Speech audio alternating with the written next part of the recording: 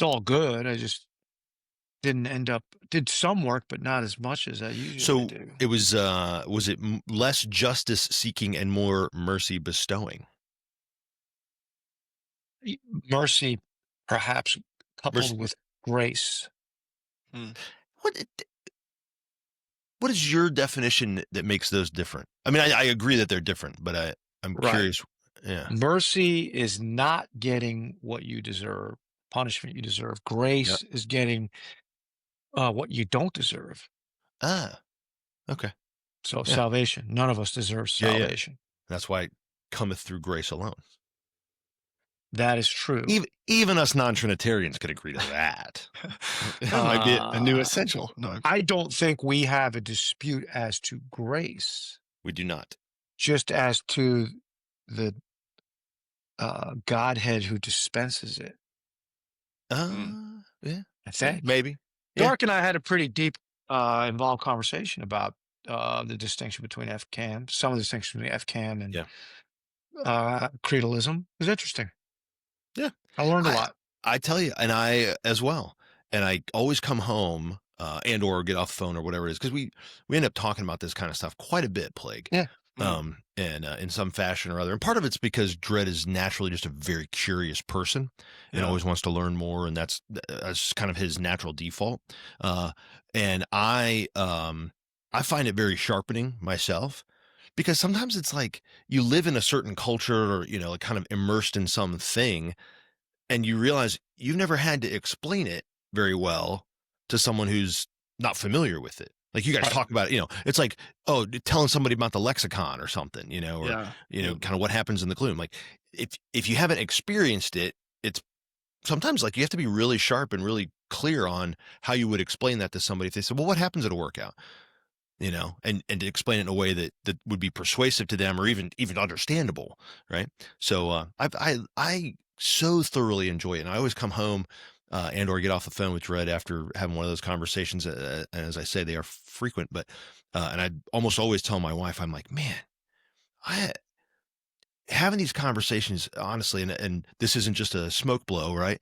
But, I feel like I come out so much better, and stronger in my own faith, and Yeah. just more dedicated to the idea of like, man, I really need to know this, and it kind of relates to what you blogged this week, Dredd. Like, I must know where I stand. I've got to understand this so that I know where I stand. Yeah. Well, it's funny Otherwise, that was on my mind when I wrote that. I figured maybe. You know, which is, you have to understand. And I think we talked Yeah, about this. Are we on right now? yeah, Are we yeah, going? Yeah. yeah. Okay, We're good. going, Yep. but we can keep going. I just want to say we probably something worth talking about during the podcast itself, but this is the podcast itself. Indeed, it is. Right. The only thing that we would even mention prior to having this conversation would be that I noticed that Plague is wearing a Mud Gear shirt. I have no idea what his sock situation is right now, but I will tell you, gentlemen, that Mud Gear is the official sock of F3 Nation Still, because life's too short to wear crappy socks. it still is. It still is. Yeah, still. If you're going to be a winner, you're going to need a coach. Sharpening doesn't happen by accident. A blade left untouched will rust, and a man left unchallenged will stagnate. Every man needs friction, resistance, and a whetstone to grind away weakness and reveal his true edge. Welcome to the Whetstone, where we reject comfort, disrupt the status quo, and forge men ready for impact. Hosted by Dredd, Dark Helmet, and me, the Plague. This is where men step out of the drift and into acceleration, because iron sharpens iron, and no man sharpens alone.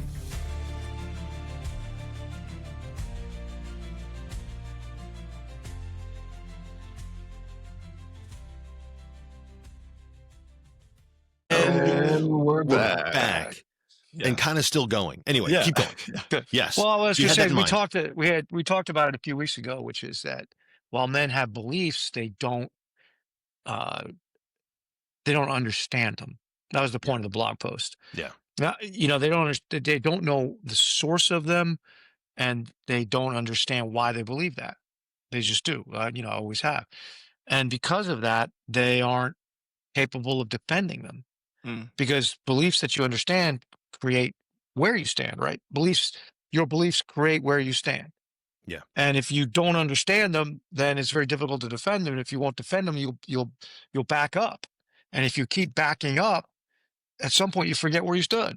Yeah. It's kind of a And sandy foundation situation. that's right. That's right. So I think I I think part of why I ask so many questions of someone who has a different set of beliefs is to learn, but also to help them learn how to defend them.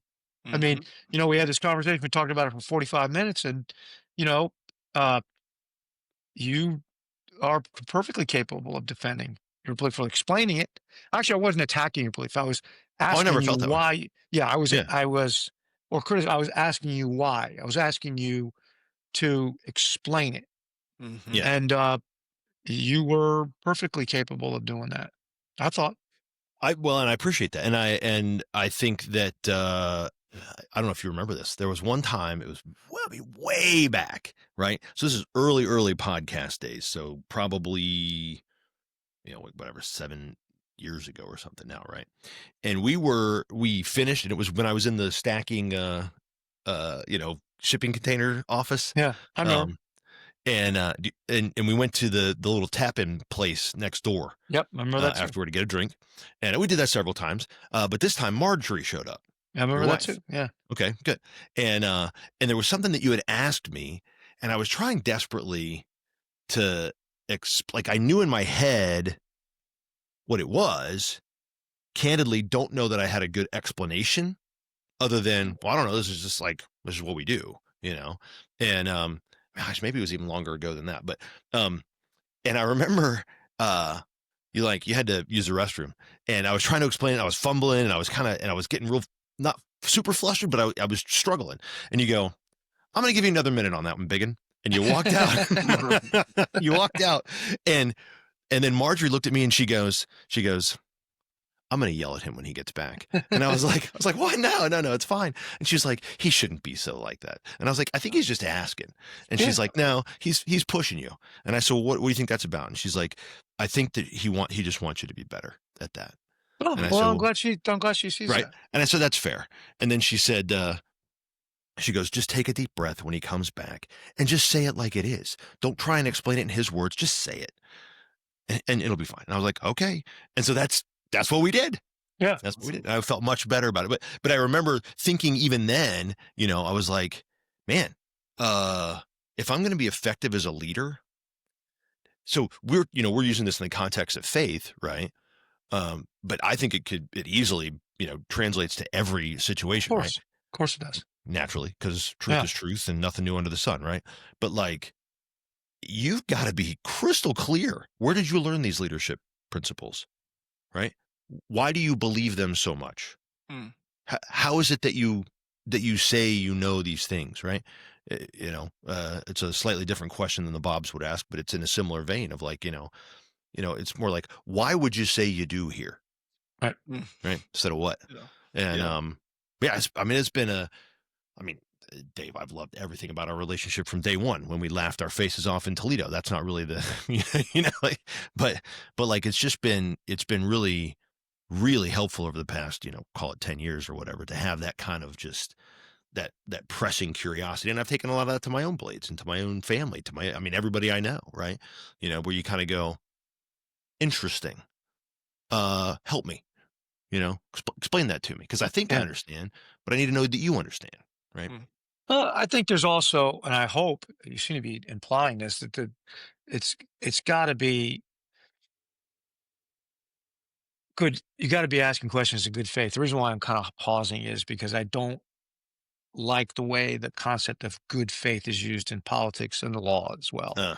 So in the law, we always say, well, you're not negotiating in good faith.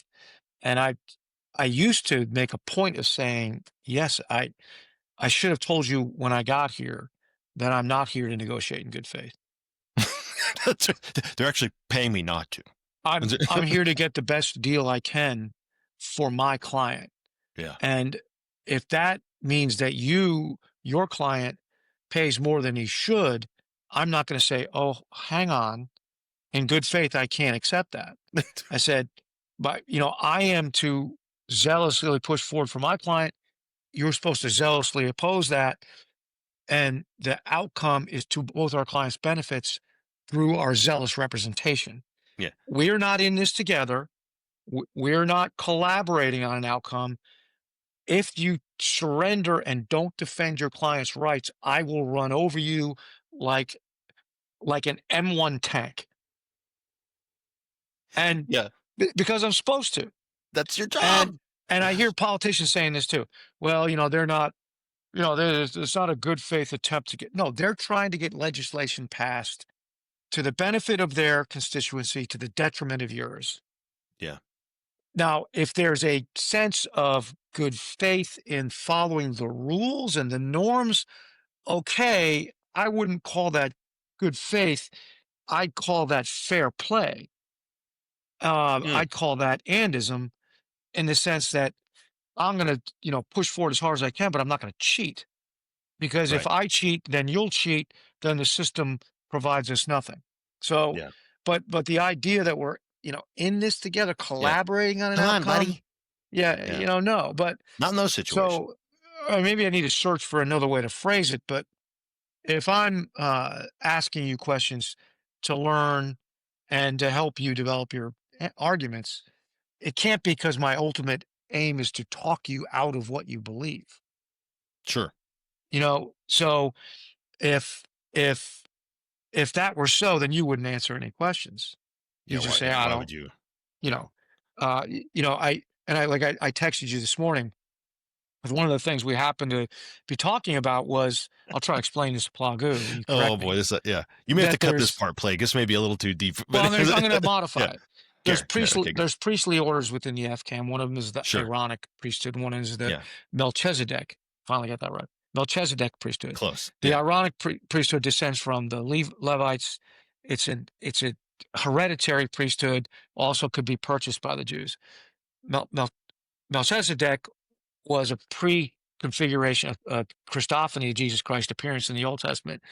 And when he encountered Abraham tithed to him, Mhm. which meant he was a subordinate, and bowed down at his knees. Now, the drafter of the book of Hebrews in the New Testament compares these two priestly orders and says Jesus is not from the Levantine or Aaronic priesthood. Right. That is a minor priesthood. He's from the priesthood of Melchizedek. He is the high priest, Prince of Peace, which is Yes. what Salem means. Jerusalem is Salem. So I think I have that right from the Christian standpoint. Now, the FCAM has adopted that and created those two priestly orders within the ministry of Their Lady, because they don't actually have ordained ministers like creedal Christians have. So, and with those holy offices within the FCAM come higher and more and higher responsibilities and more honor, I would think, that would go with them. Yeah. Largely So- around administration of the church, and the other, and not that we want to get in a whole long thing about it, but number one, it's that way because that's the way it was restored, and number two, that's my poke, right? Well, the point I was gonna make about it, this might remind you of it, Sure. was I happen to be in my own Bible study in the 7th chapter of the book of Hebrews, where this is all laid out. Mhm. And I'd read it before, but I hadn't read it, having had the conversation with Dark Helmet about the two priestly orders within the FCAM. And I read it, and I said, what I texted to Dark this morning was, this is either the result of extremely good marketing by Joseph Smith, the original. Which we've already established that we're Right. terrible at marketing, but go on. Well, no, this is I know. I'm because just kidding. what it does is it calls forth men to be stronger leaders. Yeah. It charges them with I remember divine that. authority and responsibility, and adopting those names, the Aaronic and Melchizedekian orders, is actually a very good way to put it. So I said to Dark this morning by text, either it's great marketing or it's the result of a divine prophecy through Joseph Smith, parenthetically, which I do not believe. But either way, it's a powerful way to call men forward into leadership. Yeah. And And that was the point I was going to jump, because you said you had said ordination. And yes, we do not have like professional clergy in the sense that there is an ordained ministry. priest, or right, Yeah, something like that. Because much like F3, it is a fully decentralized right, situation, right? So any man can ultimately be ordained to that priesthood, priest, that office, and then right, officiate therein, right? right. So So yeah. what's cool about that, and I try to make this point is, the next thing I said, I've learned much about AA. I've learned much from AA, though I'm You not an said, alcoholic. you said I'm not, yeah. But Yeah. I'm not an alcoholic, but I've learned much from AA. So there's a lot of Alcoholics Anonymous kind of principles that are strewn through F3, right? Mhm. Instead of alcoholism, it's sad clown syndrome, right?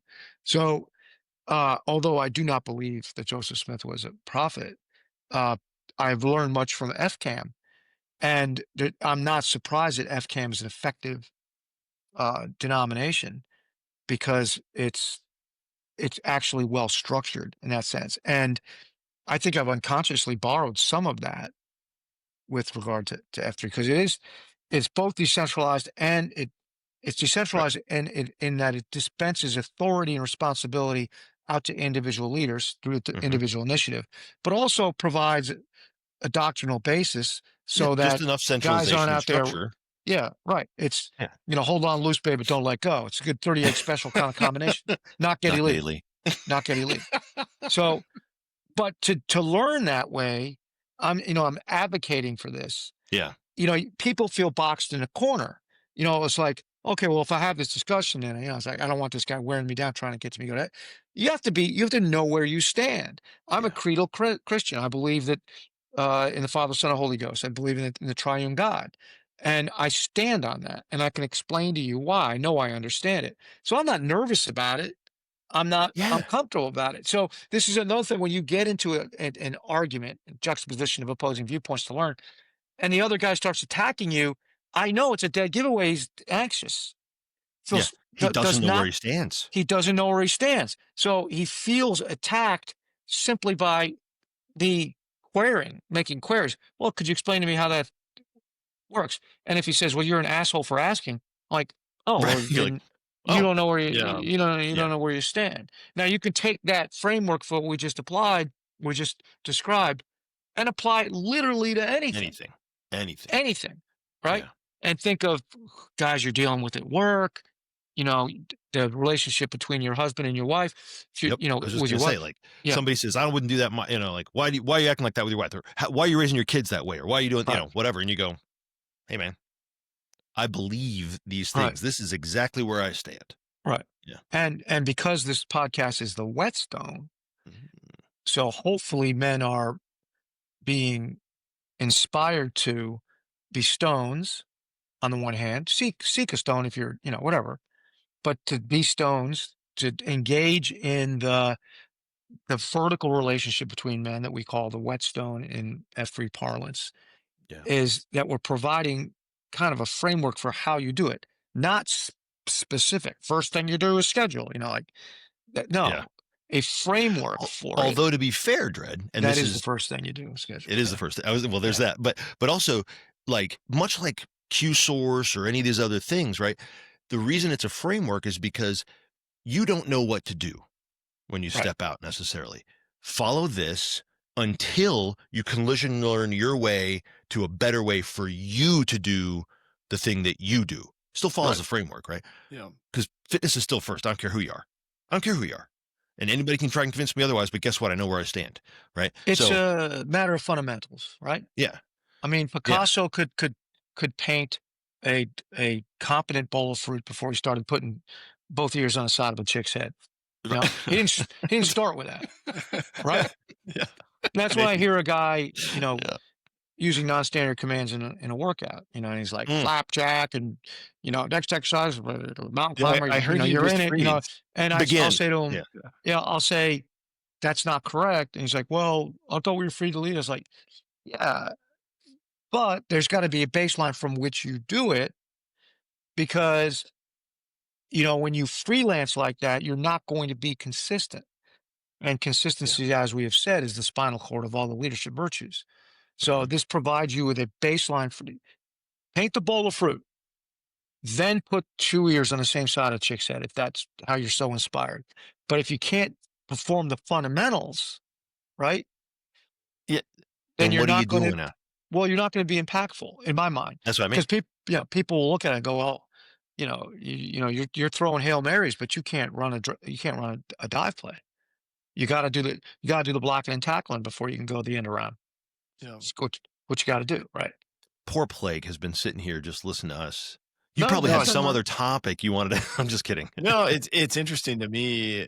I do a different podcast with the pastor at our church, and we were just covering Genesis 14 and that sort of this idea of like, Interesting. was this a pre-incarnate Jesus? And he's Yeah. the only one that holds the three offices, right, of king, prophet, priest, and Boom. Exactly right.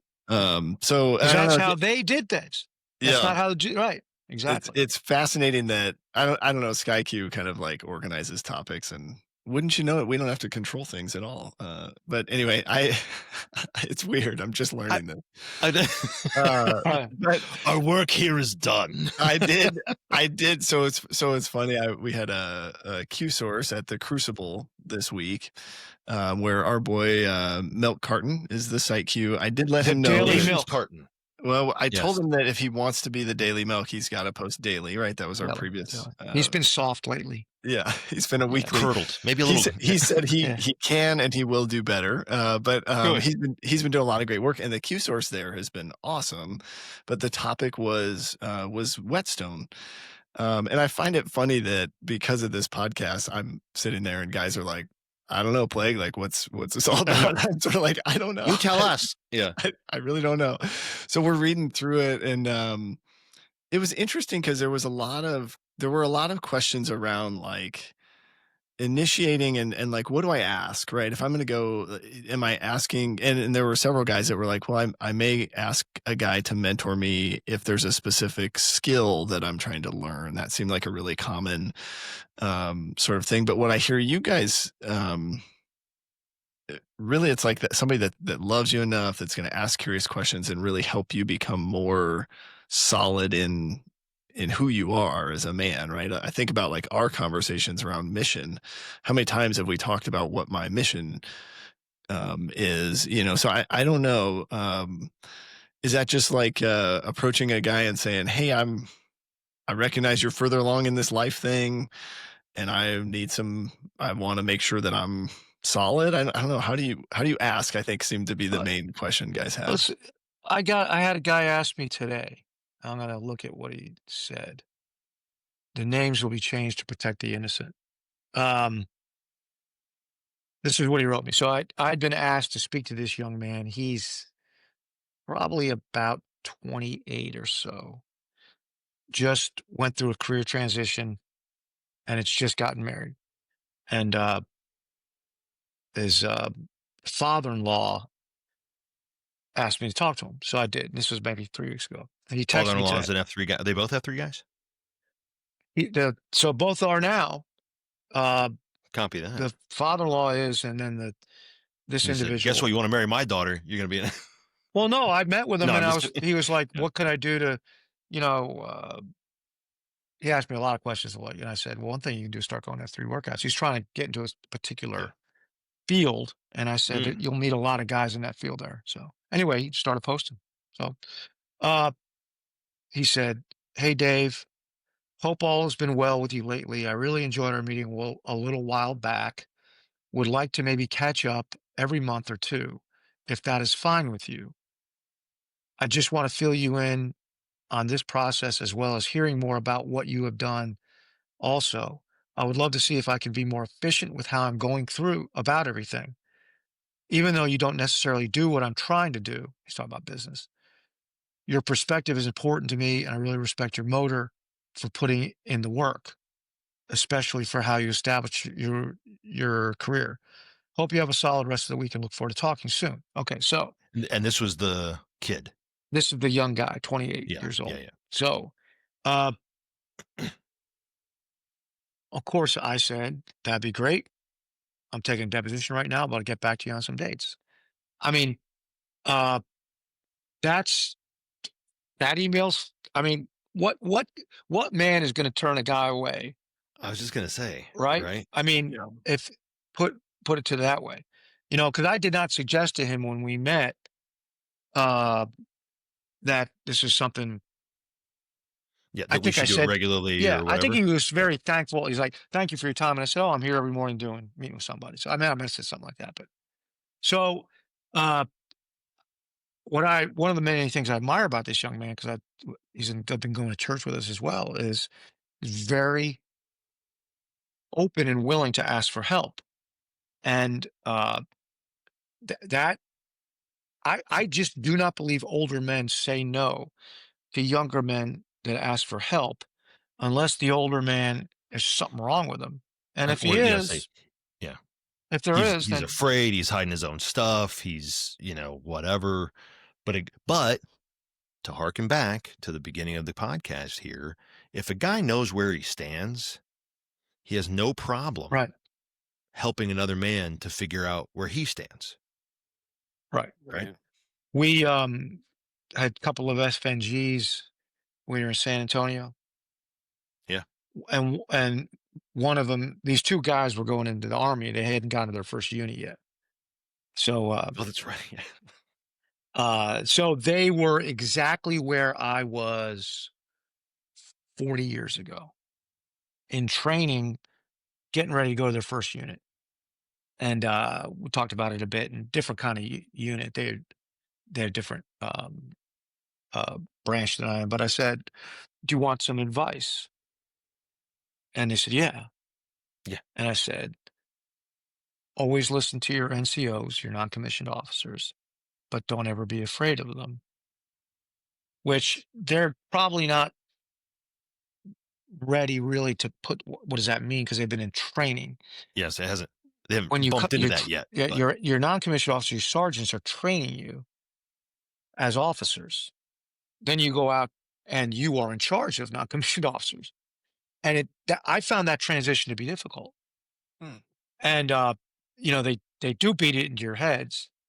Listen to your don't be that lieutenant that doesn't listen to his sergeants. This guy's been in the army for 15 years. You know, uh, listen to him, but you have to remember that you're there to lead them.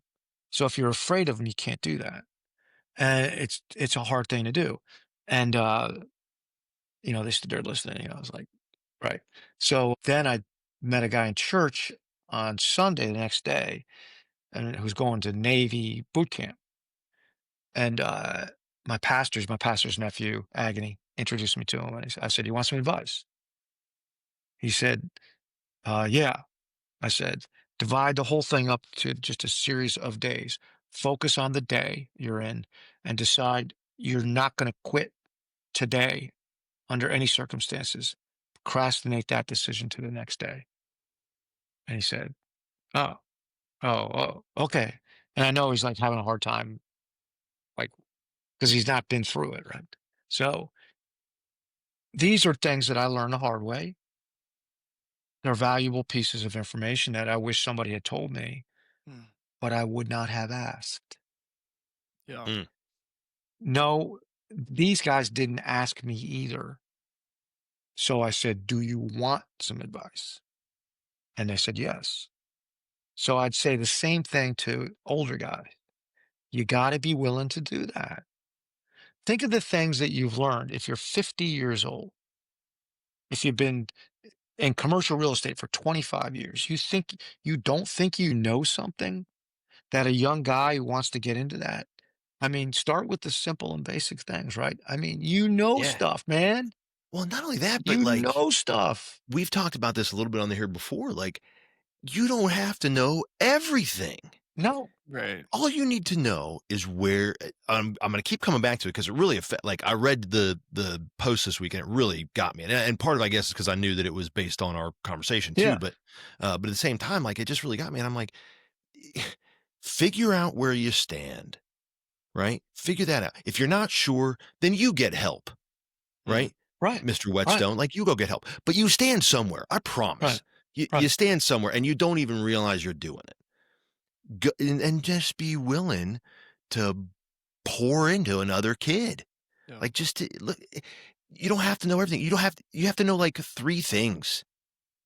And then you have to have enough love and concern and care for the other guy to ask him hard questions.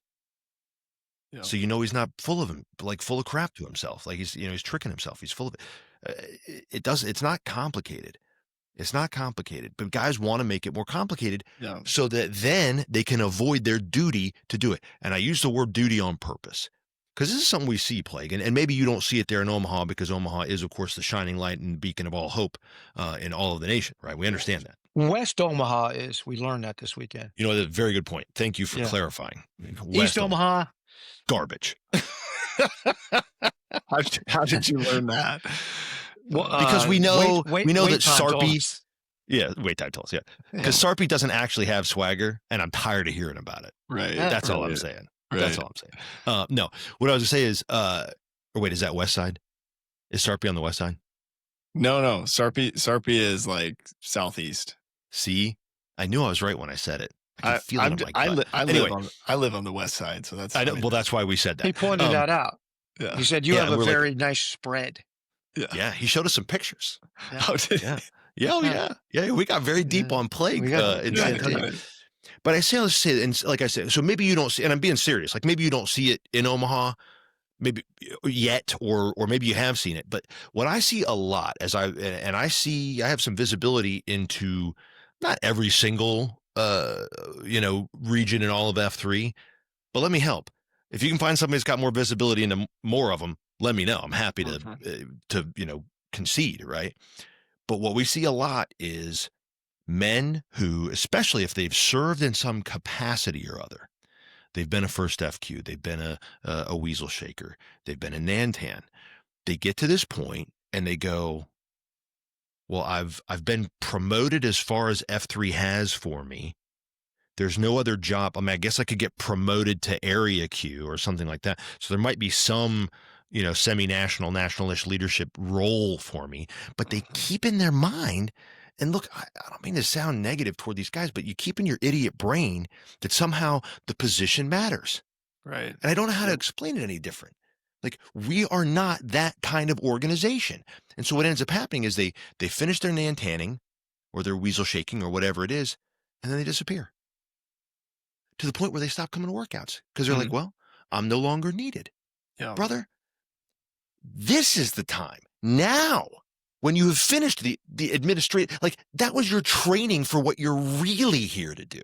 Right. Because what you're really here to do is to walk back down the mountain and find another guy and drag him up and teach him where to avoid the rocks on his way up.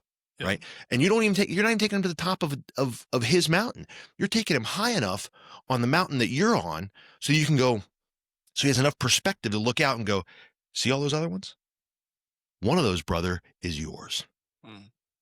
One of those is yours. Now, you're going to come back here often, and I'm going to tell you how to get past the next thing, or I'll help you find the guy who, whatever, it doesn't matter, right? Yeah. But the point is, you got a bunch of young guys down at the bottom of this mountain that that want desperately, they want nothing more. I promise you, they want nothing more than a guy to come alongside them with just a little bit of knowledge, of experience, to come alongside him and go, hey man, I really think you have more in you than what you're letting on. And then just like Dredd said, like, would you like some advice?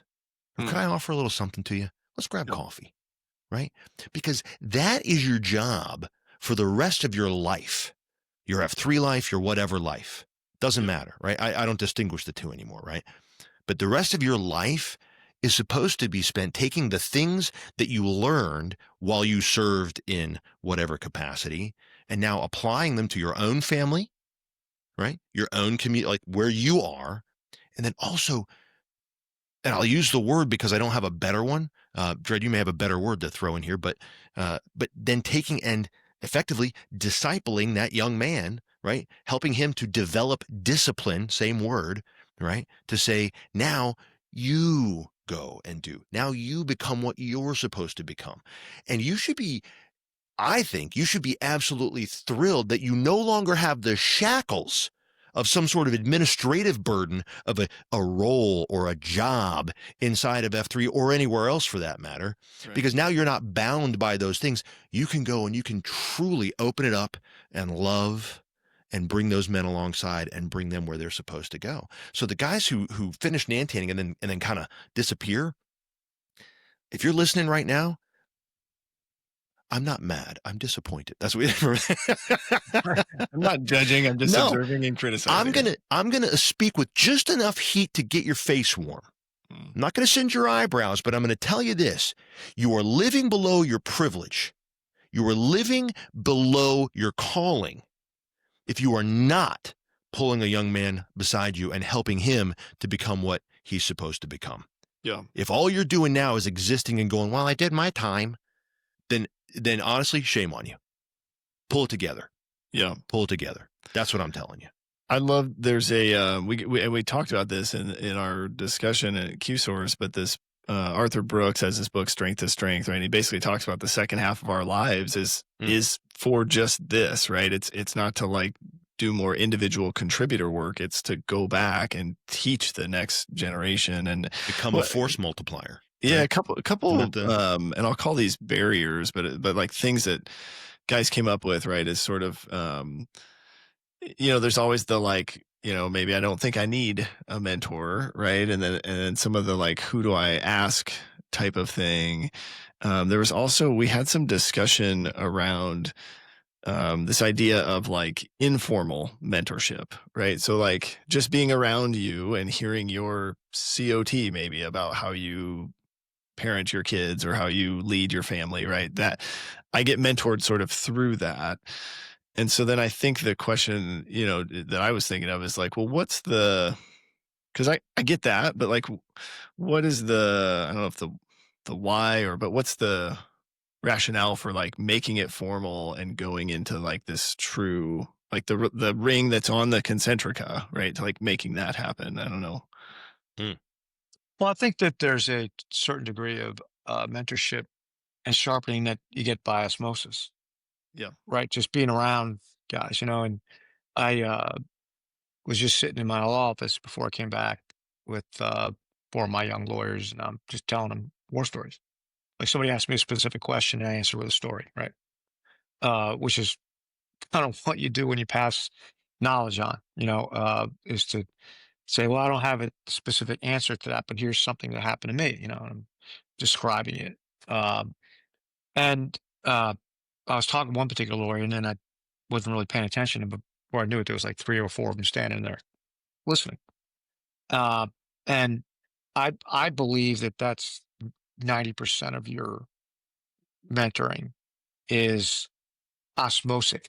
I guess is that a word? Osmotic. Osmotic. Yeah, osmotic, where you don't formally or deliberately sit down, across the, in the Whetstone process, but you are dispensing knowledge and wisdom informally. All right. Or, I was talking about this with my shield lock this morning, and I said that we shouldn't ignore the opportunity to disciple people at work just because it's workplace, which is easy for me to say since I'm the majority partner in a law firm. Yeah. One phone. That's right. I'm not going to get. It's not illegal. There ain't no HR coming to. Yeah. But it was certainly some of the things that. There's 2 of us or one phone. 2 of the things the one phone guys were talking about, you could not do in a large corporation. It would violate HR regulations, I'm sure. I said, but that you just have to find a different way to do it in a 2-phone environment. And one of the guys who's in 2-phone environment said, yeah, you can talk all the scripture you want as long as you don't cite it. You can say, I will teach you and instruct you in the way you should go. I'll counsel you with my loving eye upon you. And just don't say, that's Psalms 32:8. I was good. Right? I'm referencing Dave, section 1, chapter 3. That's right. Gee, who said that? Gee, I don't know, but it's pretty sage, right? So, we started talking about, because he happened to be a lawyer as well. And I said, I think some of the best opportunities I have to witness is the crisis in a trial where I don't violate the rule, where I don't lose my temper, where I am consistent. There's integrity between what I've said and what I do. You know, Mhm. and I said, so, that's an opportunity I don't want to miss. Well, that's going to be osmosis, right? That to me is 90% of it. Now the formal, we're calling it formal, whatever you want to call it, where you sit down. You know what it is? It's deliberate. It's deliberate. So in the military, in the army, we would say if you encounter an obstacle, like a minefield or something, you could, and if you have the time to do it, you make a plan how you're going to breach it. That's called a deliberate breach. But if you're on the run and you got to do it, that's called a hasty breach. It's funny how we put that. Uh, and I think that deliberate mentoring is thought through, schedule it, sit down, you're taking notes. That's deliberate. The hasty one would be where here's an opportunity, got a young guy. The situation was not one I anticipated, but now I can speak a word of truth to him because something has happened Mm. where it's in context and it'll be helpful to him. And I think a guy who's about the business of living the second half of his life in accordance with the principles set out by Arthur Brooks would be looking for both the deliberate opportunities to mentor and the hasty. Yep. And most of the time, it's going to be hasty. We Yeah. Most we of the time. it was funny you used that word. We were also kind of laughing about the word deliberatude because a couple Yeah, guys were yeah. like, that's The not a real deliberate word. It is. I'm like, Yeah. It's not a it is. word. It is It's now. like osmotic. Yeah. Osmotic. What? It's not a word. Now, osmotic is a word, chemistry good. minors. So don't, Yeah. don't. Oh, Yeah. good. Good. Yeah. So Osmotic maybe is a this is the question. It's deliberate, but is it always intentional? word. Ooh. I think there's a So lot of yes. overlap on that Venn diagram. So deliberatude is an attitude of deliberateness, right? Mm-hmm. Which uh, is a bit of my way to get to better use the word intentional. So here's why I say Okay. that. Intentional is a very common word of the, one word of the year. Mhm. I'm going to be intentional. And if I had a blade say that, that's my one word I say. What does that mean? Well, intentional. I said, uh, define it without using the word itself. Right. You know, well, it It's means doing that, things with intention. Get out. yeah, it's like, Deliberate action for like, the right, justified ends, right, right? I mean, that's Well, everybody's right, definition. right, yeah, right, everybody knows right. that, So, right? Come on. we went through Everybody that, knows right? that. Forgot we went through that, right? Yeah. So, because of that, what does it look like? What is an attitude? What is it to be intentional? You're going to have a deliberate attitude, right? You know what your ends are. You're specifying the means. You're doing it to get there. And that is the attitude, the deliberatude is what a man who is going about that looks like. An intentional man, right? Okay. That's what he would look like. He would exude deliberatude. Like, I'm not sure where that guy's going, but he sure looks like he's going there on purpose, He's, yeah. right? That's what we say, when falling, dive, When falling dive, I right? was just gonna.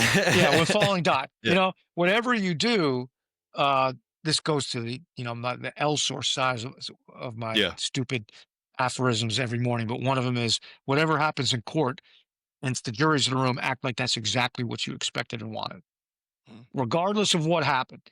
Whatever ruling happens, Yeah. whatever a witness says, that's exactly what I expected. That's exactly what I wanted. Yeah. Even if it's shocking and extremely adverse. Why? Because when you're litigating, you're leading. You're trying to lead, here in this case, the jury, to a specified outcome, the Mhm. outcome that's in your client's favor. If they see you shocked, surprised, scared, bewildered, they're not going to want to follow Trust. you another step, right? That's why, even if you're having car trouble and your kids are in the car or whatever, and it's you're pulling over on a shady road, shady stretch of road, you don't go, oh my God, who's going to save us? Right? Daddy, You what's go, wrong with the car? Minor, we're going to get it fixed. We're going to be back on the road in a second. Yeah. This looks like a Don't scary know, but I'm neighborhood. sure glad it happened here. Yeah, it looks Yeah. like a scary neighborhood. Nah, it's fine.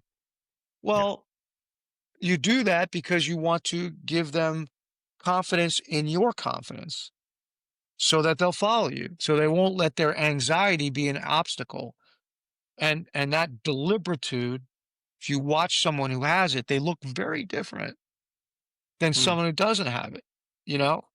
And that is Very why different. I always say, Plague, I'm not always right. I'm just always sure. Right.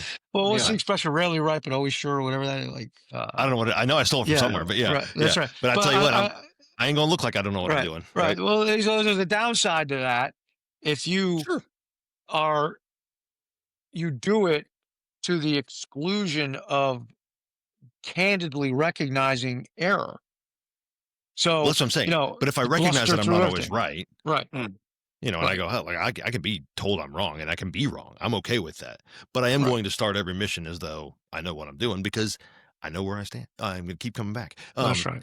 But I tell you what, Plague, just to add one other thing to the back of that, when these guys are asking these questions and kind of shuffling through that, I find that a lot of times guys want the hasty, right? Yeah. Because it's super easy.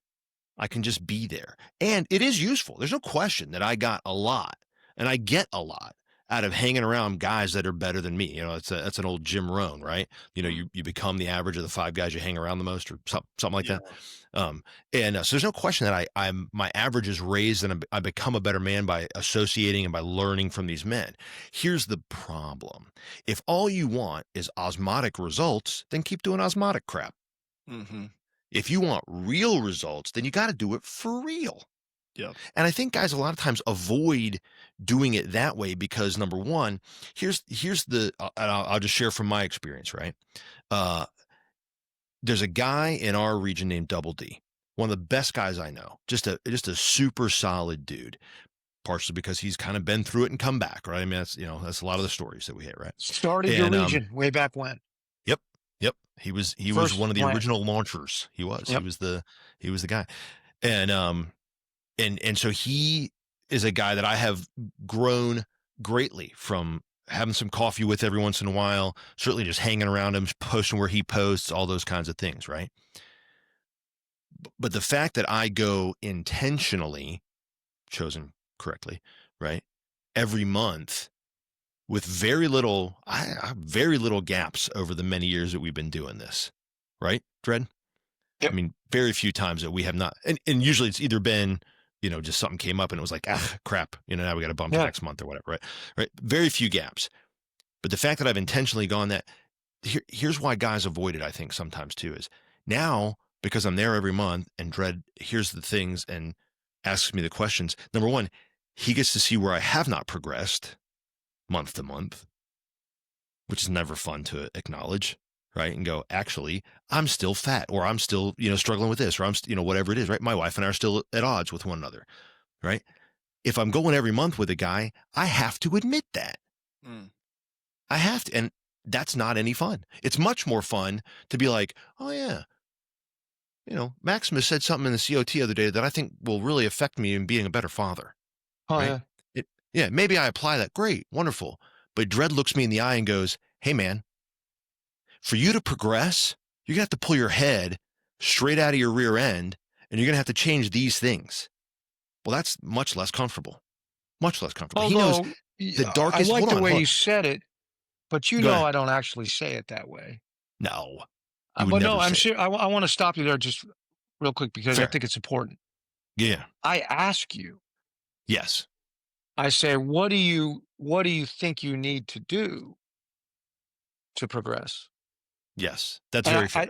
it's not just a matter of fairness. I think it's just an important distinction because if you just tell a guy this is what you need to do, and I'm not saying there aren't times when you might, you're not helping him work through on his own why the issue is there in the first place.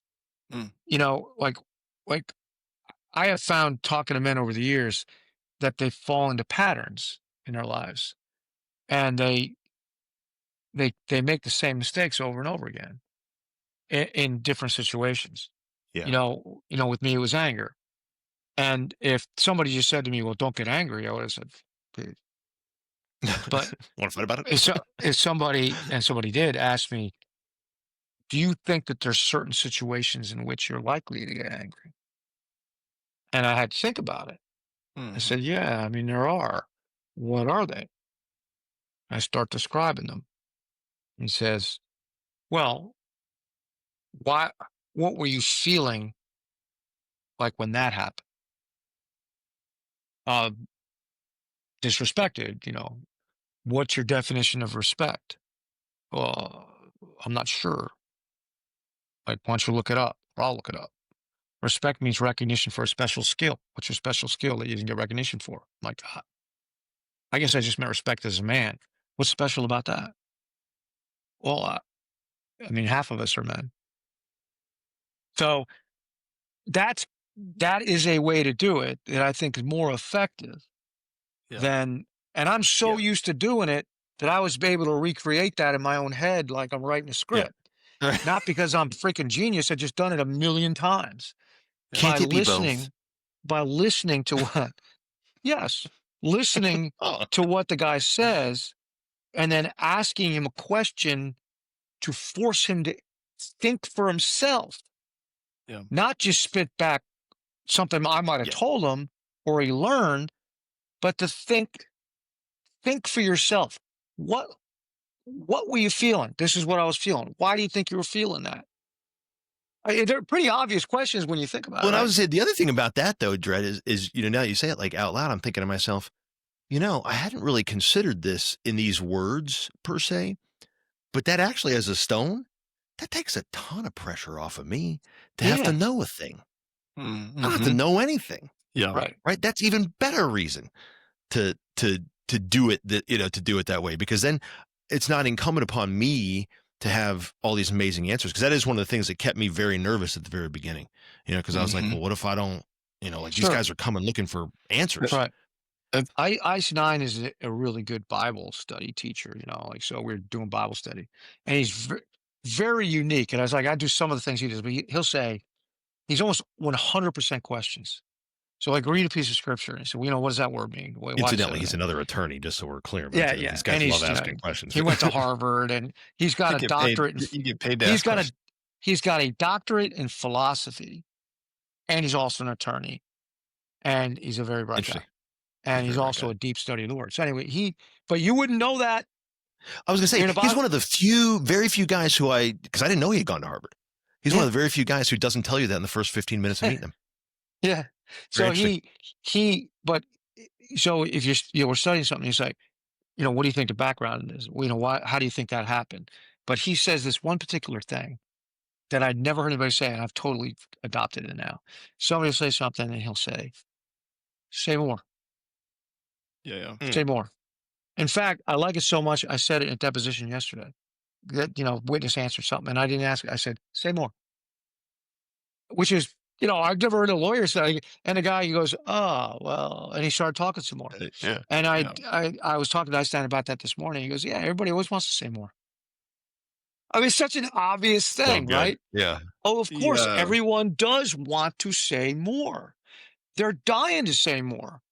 And the problem with, I think my original, way back when I started doing this is I was much more likely to do what you said, Dark. That's Yeah. why I Get wanted your to head out of stop your you, rear end. Yeah. is to Good call. say, to say, all right, man, there's 5 ways to do this. I'll give you, and I'm going to give you a handy acronym.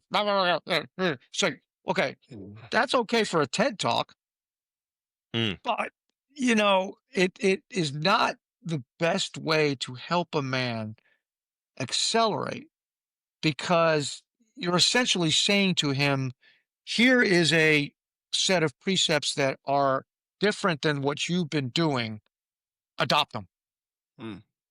And I, I- like, Yeah.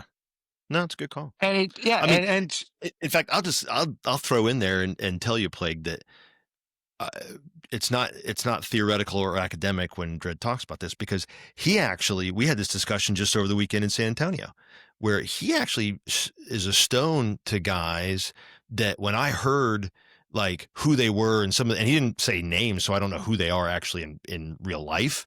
But some of the things he was like, these are some things that guys are dealing with or whatever. And I was like, I can't even imagine trying to help a guy like that. And he's like, Yeah. well, I just don't have any, it's not for me. He's like, do I disagree with his, the choices he's making or whatever? Yeah, 100%. But it's not Yeah. for me to say that I disagree. It's just for me to ask the guy and say, is this working for you? Yeah. No? Well, maybe, what would you think, if you had something else to try, what would you try?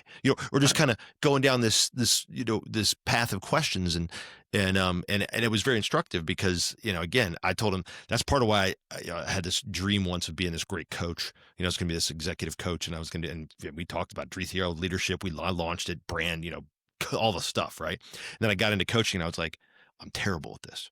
And I don't actually enjoy it, as it turns out, because I have not developed that skill. Maybe if I had the skill, maybe it'd be different, but I had not developed the skill at that point, a few years ago, where I was able to say, well, no, let's get you where you want to go by asking you these questions. And I was still much more of a, yeah, no, you need to pull your head out of your butt and let me tell you the 5 things you got to do.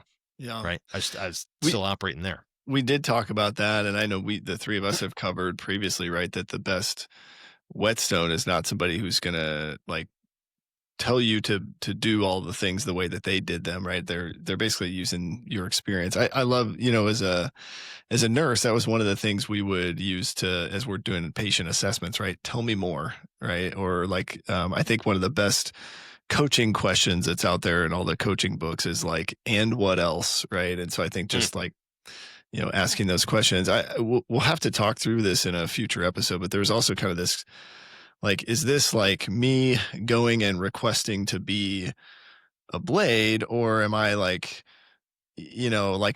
I want to be everybody's stone. So I'm sort of out there, waving my banner all over the place saying, we will rock you. I don't know.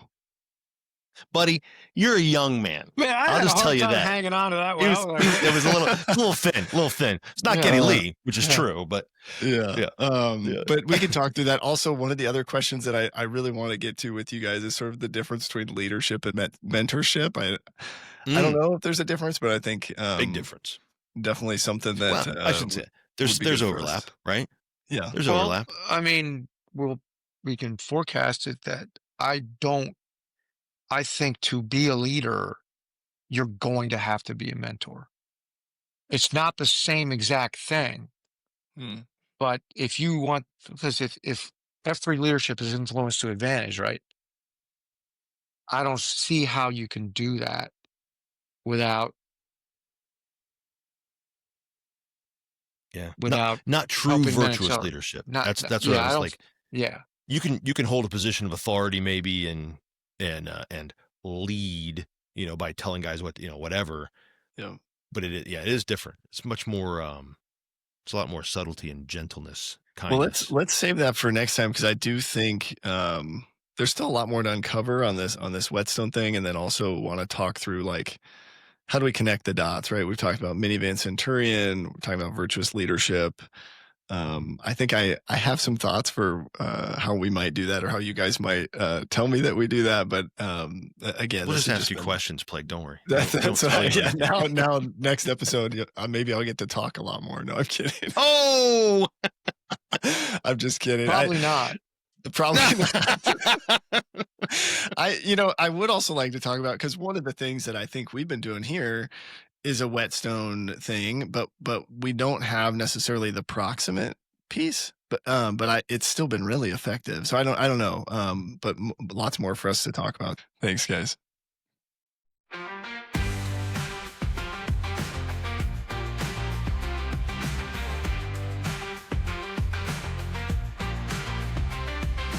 Chasing clowns, I was climbing fast. Built a house of mirrors, couldn't make it last. Thought a title, man, I found my name. But the higher I got, the more I felt the shame. Then a brother spoke what I wouldn't say. Said you're not a king, just a man in the way. So I laid it down at the edge of the gloom, where iron sharpens and egos lose. So freedom is just another word for nothing left to lose. I gave up the lies, picked up the truth. Found myself in the heat of the proof. I'm lighting out, stronger too. I've got nothing left to prove.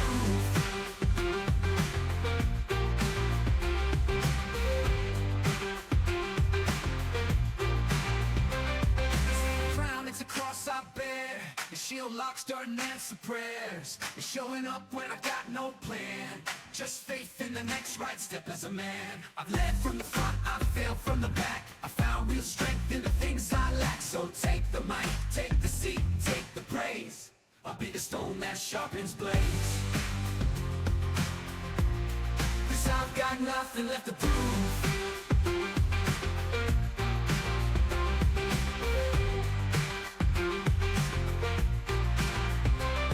Freedom is just another word for nothing left to lose. Not a throne, just a truth I choose. On the side of a sinner, a man who moves.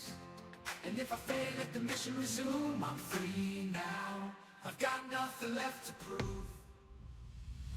For freedom is just another word.